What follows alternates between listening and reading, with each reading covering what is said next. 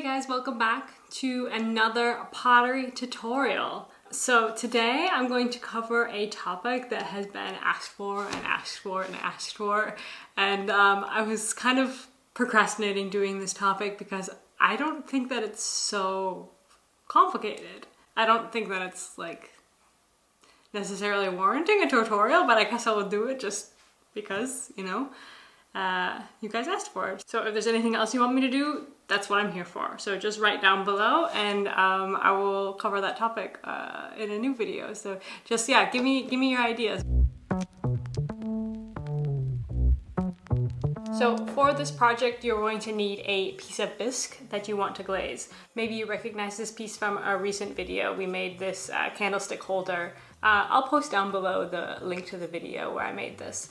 So this is made with stoneware clay that's already been fired to 900 degrees. That is the bisque temperature. The first firing is called the bisque fire. Basically, what bisque is under-fired clay. It's been fired pretty hot, but it's not fired enough so that it's waterproof. So maybe you can hear...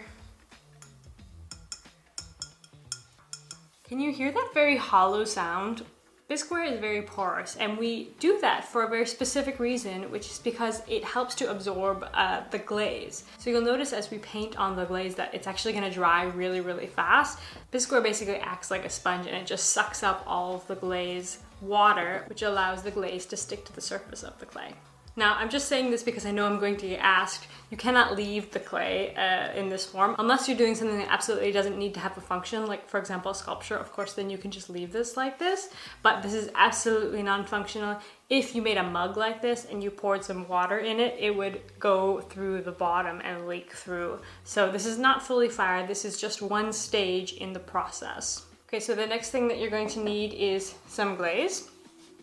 So just as this is stoneware clay, this is a stoneware glaze. So both of these two materials have a firing range where they can be fired in. This glaze is able to be fired between 1200 and 1260 degrees Celsius. This clay is similar. I don't have it off the top of my head, but I think it's like maxing out at 1260, I think, degrees. Of course, you can always underfire things, but that doesn't mean it's going to be vitrified.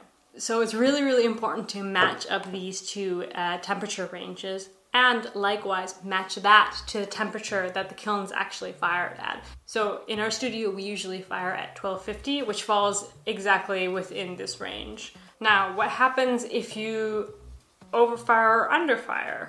I had a video a few months ago about why I don't allow outside clay to be fired at my studio, or outside materials, outside clay or outside glaze. I don't allow those things to be fired at my studio, and that is because it can be quite disastrous. So if it's underfired, it's actually no big deal. Like, nothing happens. You just basically end up with a piece that may be very similar to bisque. It's unusable and the glaze will look kind of weird. You won't be able to use it. But if something is overfired, then the clay itself will melt, or the glaze will just run off of it, or maybe bubble up or do some sort of crazy things. So know your temperatures.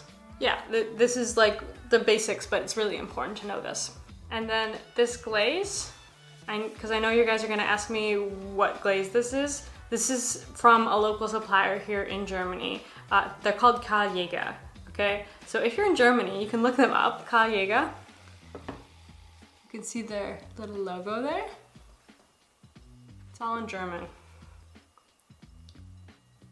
So just contact your local pottery supplier. I mean, I can't really do that for you. Just Google it. So in addition to our two materials, we're going to need a paintbrush and a dish of water with a sponge in it. That's all we need. Okay, so before I get around to the actual demo, I just want to give you a little bit more information about why I'm choosing a paint-on glaze right now. Now, there's a couple of different methods of glazing. You can use paint-on glazes. You can do what I usually do, which is called dipping glazes, or I call them dipping glazes. I don't know what they're called. Normal glazes. And then you can also spray on glazes, which is something that I don't know nothing about, so don't ask me about. The reason I would suggest you use this type of glaze at home is because this glaze is really easy to transport.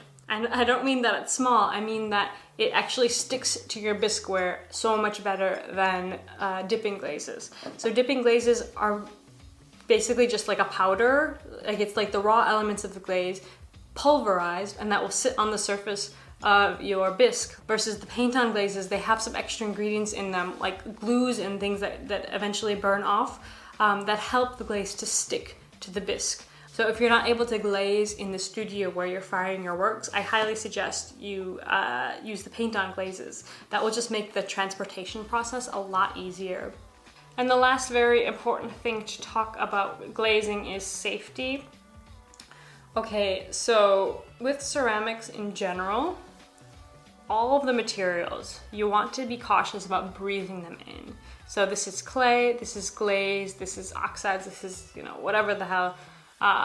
You just want to be cautious about breathing them in.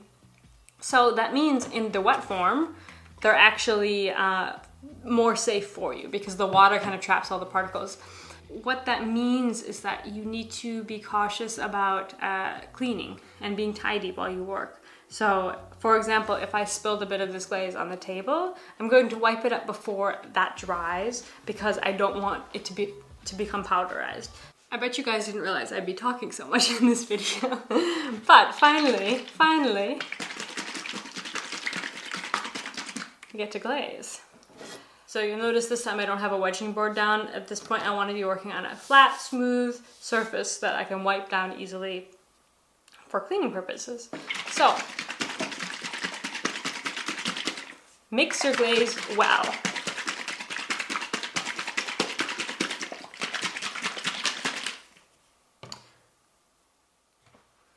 Glazes tend to separate a lot, so you want to mix them really well. And I closed this so hard so I could transport it home.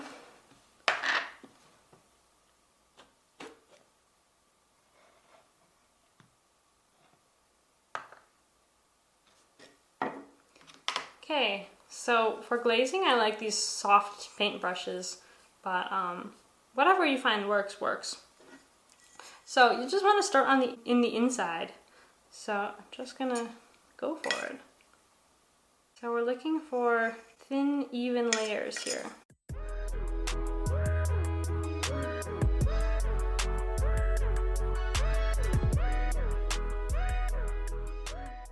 You guys see how fast this is drying?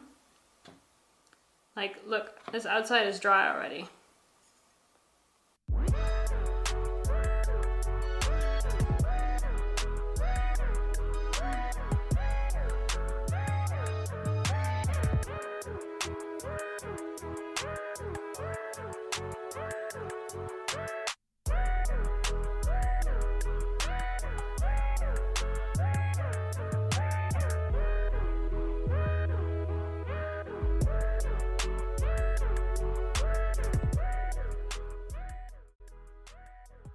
Okay, that's one layer done.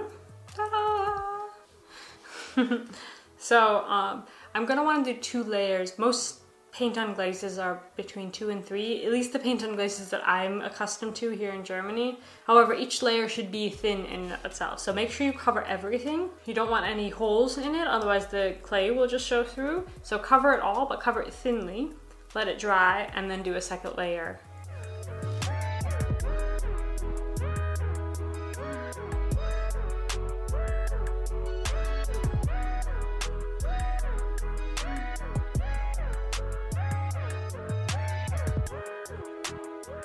Now, another thing you definitely don't want to do is apply the glaze too thickly. Most likely, it's going to do something that you don't want it to do. For example, it might bead up. So this is common in the too thick of glazes where it beads up. Basically, it separates and exposes the raw clay underneath. It wants to like suck in on itself. Or the piece can crack, or it just runs off in one whoosh. I've also had glazes somehow, don't ask me why or how, but it will kind of jump off of the piece, so you'll have like some bare bits on your pot and the glazes will splatter on the pieces around it. That also happens, and I mean all of this happens in the kiln, so you really never know until you open up the kiln.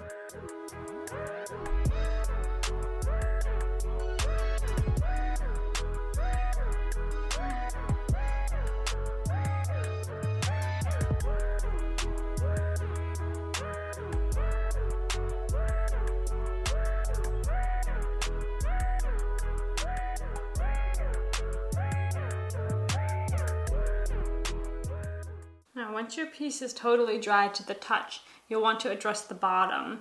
Now, the bottom should not have any glaze on it. And by bottom, I mean anything that touches the surface when you set it down. So for example, if you have a foot ring that elevates the bottom from the actual surface here, you can leave that glazed. But obviously the foot, the part that comes into contact with the table, that should be unglazed. When the glaze is in the kiln, it liquefies. It turns into molten glass, basically.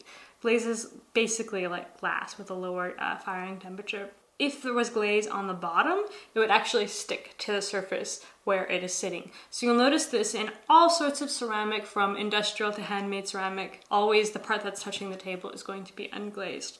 So obviously when you're painting it, you don't want to paint the bottom, but additionally you usually want to check around the sides. So you can see I've got a few bits here where the glaze kind of came over the edge. In addition to the part that's actually on the bottom, I like to go a little bit around that edge as a security measure. So again, think about the glaze in its liquid state. What happens when something is liquid? It wants to go down. So it's not like water, it's going to like gloop downwards. But having a millimeter or two of extra space between the glaze and your kiln shelf will save you a lot of kiln shelves and save a lot of pieces. So what I like to do is just take my sponge and kind of use the squishiness of the sponge to go around the edge and remove that extra bit here. So I'm just letting the sponge kind of go over the edge here, and that's enough to take off that 1 to 2 millimeters of extra glaze.